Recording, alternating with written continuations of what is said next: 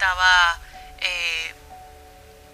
entregando mi cuerpo porque yo quería ser famosa, estaba bebiendo, estaba comenzando a ser alcohólica.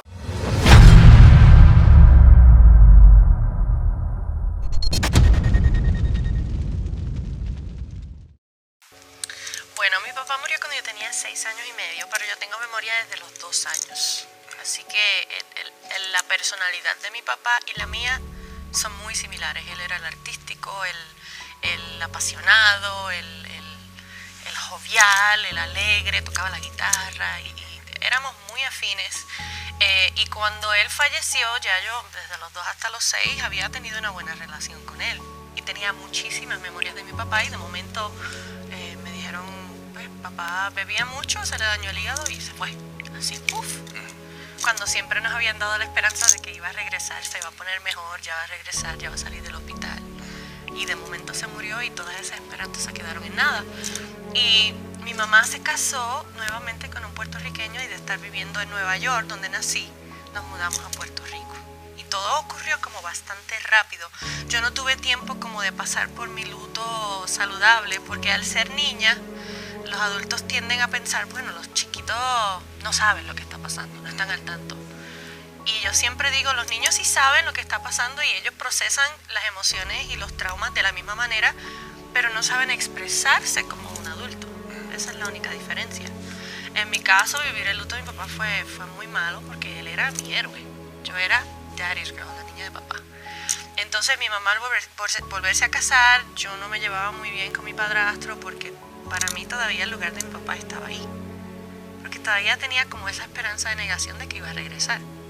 Aunque no lo iba a volver a ver hasta que muriera y lo viera en el cielo. Entonces pasa el tiempo, eso quedó resguardado dentro de mi corazón. No lidiamos con ese luto, no tuve terapia con un psicólogo de niños ni nada de eso. No había esos recursos cuando yo estaba chiquita. Entonces crecí siendo entonces patito feo en esa etapa de la prepubertad que los brazos te crecen más rápido que las piernas. Entonces yo era muy rara, siempre he sido muy rara, muy diferente.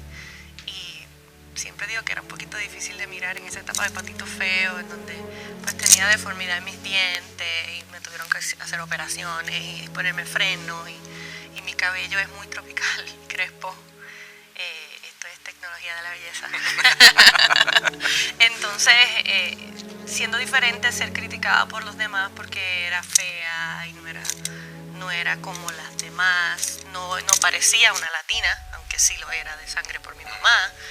Entonces ya no solo era la orfandad de mi papá, sino el rechazo por ser diferente.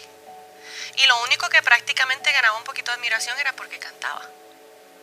Y lo hacía bien desde pequeña. Entonces al ir creciendo, dándole un poquito para adelante a la cinta, entro en la universidad a estudiar música.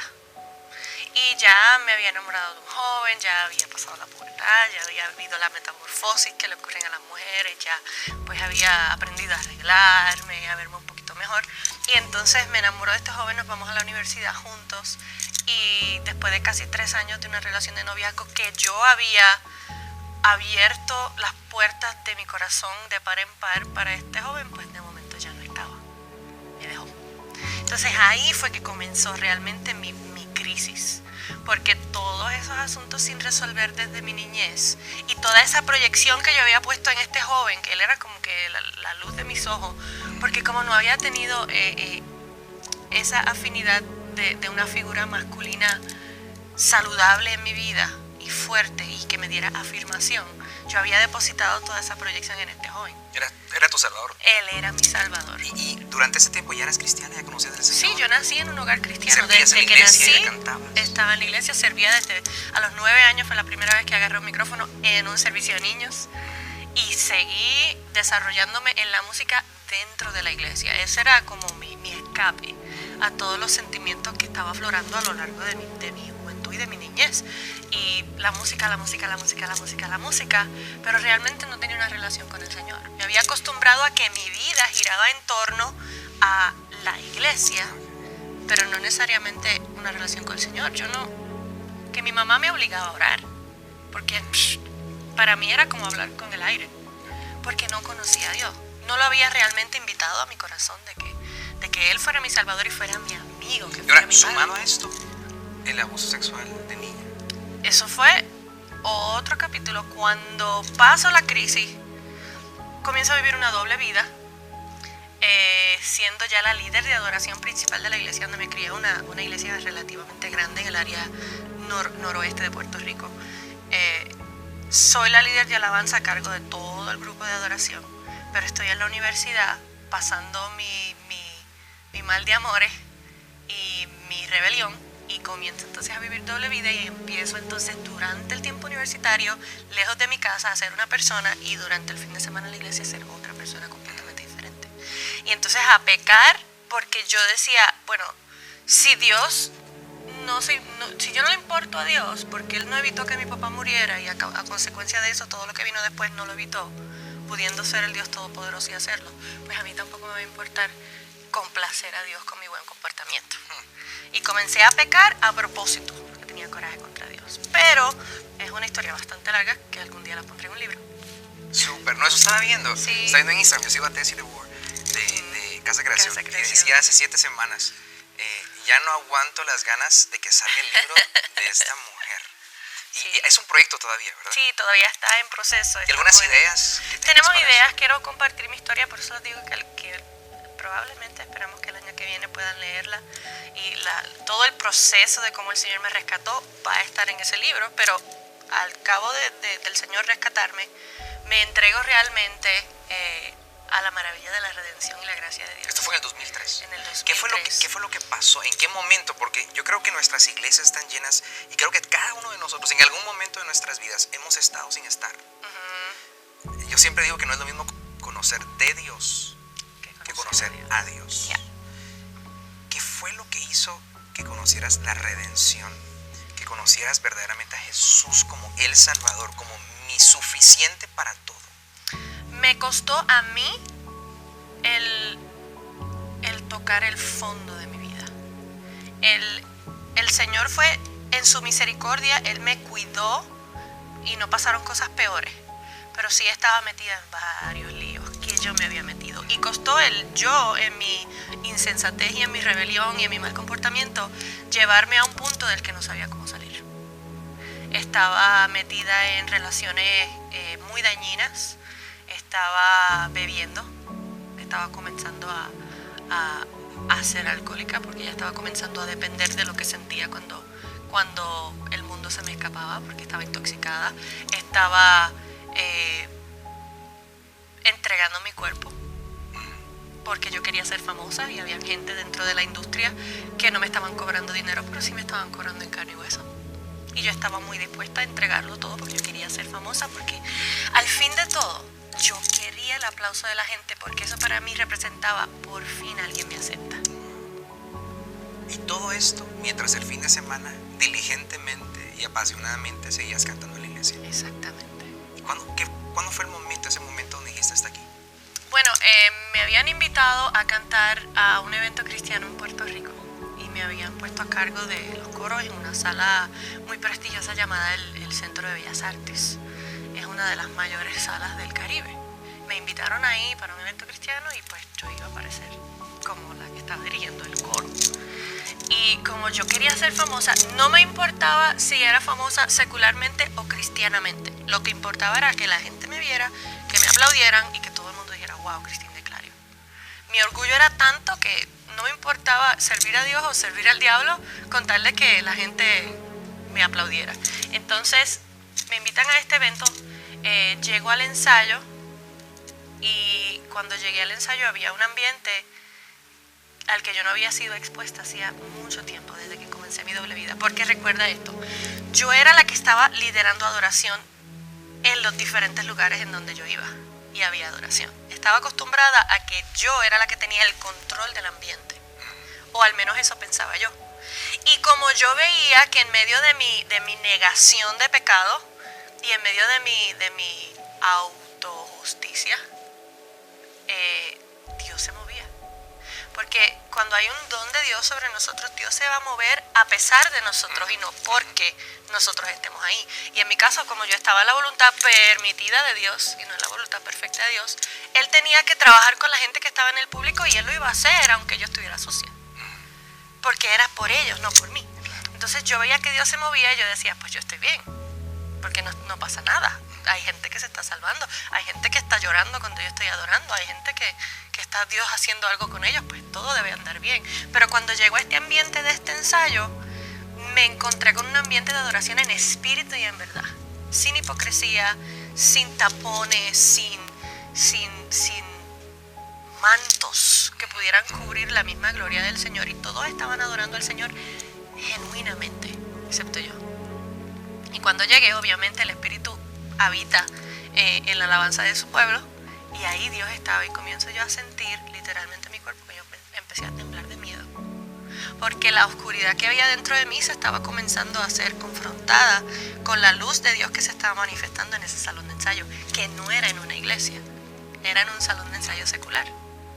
Y comencé a temblar, me acerqué a donde al director, al cantante que estaba organizándolo todo, y le dije, wow, esto está muy bonito, pero yo creo que tengo una situación que es de vida o de muerte. Me gustaría que oraran por ella, pero yo creo que yo mejor me voy, porque creo que la situación me priva de poder compartir de esto tan hermoso que está ocurriendo aquí. Y él me miró y me dijo, tranquila, porque cuando entraste por la puerta el Espíritu Santo me dijo por lo que estabas pasando. Pero aún así yo no lo acepté bien, porque yo decía, si Dios le dijo lo que yo hice la semana pasada, frita, me botan de aquí a patada. Porque me estaba portando muy, muy mal. Y yo, como no conocía el amor y la misericordia de Dios, yo siempre escuchaba de Dios te está mirando, Dios castiga, juicio de Dios si estás en pecado, que no te haga. Entonces, cuando él me dijo eso, me atemoricé más, pero él me dijo, ¿sabes qué? Pero nada de eso viene al caso. Quédate con nosotros y adora con nosotros. Y eso fue clave para mí. Adora con nosotros, y cuando hayamos terminado, vamos a orar y Dios va a hacer algo. Y bueno, me quedé. Comencé a sentir la presencia del Señor. Estuve temblando todo el ensayo. Y cuando salimos del ensayo, nos dirigimos hacia lo que hace todo buen cristiano después del servicio, a comer, porque eso es lo más que nosotros oramos mucho, adoramos mucho y comemos mucho. Entonces, antes de llegar al restaurante que nos dirigíamos todos, me senté en el carro, puse las manos sobre el guía y dije, Dios, te voy a decir una cosa. Si tú existes, si tú eres real, si yo te importo, si es verdad eso de que tú me amas, tienes hasta la medianoche para demostrarlo. Si no, llega a las 12 de la noche y yo voy a seguir viviendo mi vida como a mí me dé la gana. Y si me pierdo, pues que me pierda, porque ¿qué más da? Si tú no intervienes es porque no existes, y para qué perder mi tiempo. Me lanzo al mundo ya. Y alrededor de las 11 y pico de la noche, había entrado una señora muy rara al restaurante. Ella estaba vestida muy diferente a lo que se usaba en ese momento. No estaba vestida de acuerdo a los estándares religiosos del pentecostalismo conservador puertorriqueño en donde yo me crié. Tenía pantalones, nosotros no usábamos pantalones. Tenía el cabello pintado, nosotros no nos teníamos el cabello, maquillaje, uñas pintadas. Todas esas cosas para nosotros eran, no, eso no es de cristiana. Y ella entró, y cuando ella entró por la puerta yo la juzgué. Yo dije, esa mujer, aquí está lleno de cristianos y esa mujer está irrumpiendo en el espíritu. La coinonía, la shekinah de Dios que está en este lugar. Bueno, y mi mente la arrastró por el piso, la pobre mujer. Sin embargo, como eso de las 11 y tanto, a esa mujer fue la que Dios utilizó para traer palabras de vida a mí. Y era una profeta del Señor. Y ella me dijo, el Señor a través de ella me dijo una cantidad de cosas que yo no había compartido con nadie. Lugares a donde yo había frecuentado que yo no había compartido con nadie, comportamientos que yo tenía que no había compartido con nadie. Sin embargo, aunque fui confrontada proféticamente a través de esa mujer por el Señor, no me sentí señalada. Al contrario, me sentí por primera vez que tenía un papá que se importaba por mí. como que tu papá te agarre después que te haya dicho 1000 veces, no te tires por ese barranco porque te vas a romper 2 o 3 huesos, no lo hagas porque te vas a rayar. Y lo hace, ¿qué va a hacer? Papá va a ir, te va a recoger, te va a sentar sobre su falda, te va a limpiar, te va a decir, mira lo que te hiciste. Te dije que no lo hicieras, pero entonces, como ya lo hiciste, ya que más da, vamos a limpiarte, vamos a levantarte, vamos a sanarte, vamos a ponerte de vuelta en donde estabas y vamos a tener más precaución la próxima ocasión. Así me sentí. Me sentí como ese amor que decía Jeremías, me sedujiste con tu amor y fui seducido. Yo me dejé seducir. Y fue un momento que marcó el antes y después en mi vida. Fue el momento en donde, ese día, en agosto del 2003, donde realmente me entregué al Señor. En donde ya nada más importaba porque ya me había dado cuenta que yo por mis propias fuerzas y por mi propio orgullo había echado todo a perder. Pero Dios me dio otra oportunidad, me entregó una nueva vida, me entregó la esperanza otra vez de que sí, Él me amaba, de que sí tenía oportunidad de estar con Él. Si seguía viviendo cerca de Él, iba a llegar al reino de los cielos. Ya no era algo que estaba tan lejos, sino que el corazón de Dios estaba cerca. Dice, con la ley realmente nadie puede. O sea, todos somos pecadores, dice la Escritura, y el requisito para venir a Él es ser pecador. Pero una vez llegamos, la gente cree que vivimos por nuestras fuerzas, por nuestras obras, y siempre es por su gracia. Su poder se perfecciona en medio de nuestras debilidades. Y Dios es fuerte cuando nosotros somos débiles, pero Él se hace aún más fuerte cuando nosotros reconocemos que somos débiles. Eso es en lo que a veces fallamos. Tendemos a decir, yo soy fuerte, yo soy fuerte, yo soy fuerte. Pero entonces lo que estás haciendo es tratando de tú, chiquitito, con tu sombra chiquitita, cubrir a un Dios que es muy grandotototote. Pero no se puede así. No, anoche yo estaba emocionado por la entrevista porque yo sabía cómo sos, o sea, cuál es tu corazón y la transparencia que reflejas. Porque hay muchos cristianos que lamentablemente por el juicio de la iglesia no se atreven a hablar. Por eso me encantó esa persona que te dijo, no te vas, te quedas aquí, yo sé todo lo que has hecho. Porque eso es restauración, sí. Eso es la gracia de Dios, la misericordia, o sea, la justicia. Somos justos por su obra, no por mí. Claro. Y la religión lo que te dice es, estás en pecado, aléjate. Y te cortan todas las oportunidades, permiso, de que pueda estar cerca del altar. Entiendo yo que la gloria de Dios jamás puede ser contaminada por nuestro pecado, pero nuestro pecado sí puede ser afectado por la gloria de Dios. Si quitamos ese acceso que tenemos del altar de Dios, de la gloria de Dios, de poder estar en su presencia, en un lugar seguro, restaurándonos en el amor de Dios, cosas suceden. Pero si le decimos a alguien, ya, aléjate de la iglesia, no vuelvas más hasta que te restaure, lo estamos echando a la boca del lobo. Debería ser todo lo contrario. La religión nos dice, sácalo, pero el amor de Dios y la relación nos dice, entra más. Y el evangelio dice que si alguno sorprendido en pecado, ustedes que son espirituales, restáurenlo con mansedumbre. Sí. Calladitos la boca, sí, se ven más bonitos. ¿Y por qué? Porque podemos ser tentados. Claro. En lo mismo u otras cosas y caer. El que piense estar firme, mire que no caiga. Eso es bíblico. Un día leí, los cristianos no mentimos cuando hablamos, mentimos cuando cantamos. Y me encanta eso que dijiste, mi doble vida. Claro. ¿Qué puede hacer alguien ahora mismo que esté viviendo una doble vida para decir un hasta aquí? Yo creo, y esto lo aprendí en estos días, nosotros a veces pensamos que nuestro don y lo que nosotros hacemos es lo que nosotros somos. Y a veces nos arraigamos tanto de lo que nosotros hacemos y tenemos temor de fallar y de parecer un fracaso delante de los demás porque vivimos agarrados de lo que hacemos. Por ejemplo, yo soy cantante. Eso es lo que hago primariamente como profesional y como ministro.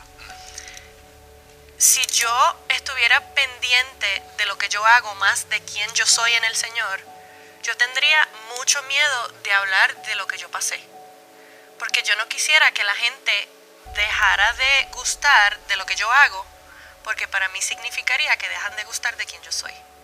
Sin embargo, nosotros entendemos quiénes somos cuando estamos dispuestos a que eso que hacemos, si el Señor nos pidiera, no lo vuelvas a hacer más, por estar en mi presencia, estuviéramos dispuestos a hacerlo. ¿Quién eres? Se evidencia en la persona que queda si te quitan lo que haces. En cambio, a veces estamos en ministerio y creemos que lo que hacemos es lo que somos, y cuando alguien atenta en contra de eso, pues entonces nosotros nos empezamos a temblar y empezamos con los sudores fríos y no queremos que nos quiten posiciones, no queremos que nos quiten oportunidades, no queremos que nos cierren puertas, pero en ocasiones es necesario que podamos bajar un poquito de nuestro pedestal de nuestra ejecución y lo que nosotros hacemos, en lo que nos desempeñamos, para a veces poder ser sanados. Cuando yo llegué al Señor, que me entregué realmente, entré rápido a grabar discos, entré rápido al ministerio, pero hubo un periodo de tiempo que yo me di cuenta que eso no fue sabio, que yo debía haberme tomado un tiempo para estar a solas en la presencia del Señor, y no fue hasta el momento que yo entregué eso y dije: Señor, si no tengo que cantar una nota más por permanecer en tu presencia y estar a salvo en tus brazos, yo estoy dispuesta a hacerlo. Y fue justamente en ese momento que las cosas comenzaron a suceder mejor, y que las puertas comenzaron a abrirse, y que la gente comenzaron a decir: wow, Cristina, acabas de dar un boom. Es como que Cristina de Clario, todo este éxito, ¿a qué se debe? Se debe a que me rendí a lo que yo hacía, por convertirme en quien soy en la presencia del Señor, por desarrollar mi carácter más que mi talento, porque el don está, el carácter es lo difícil.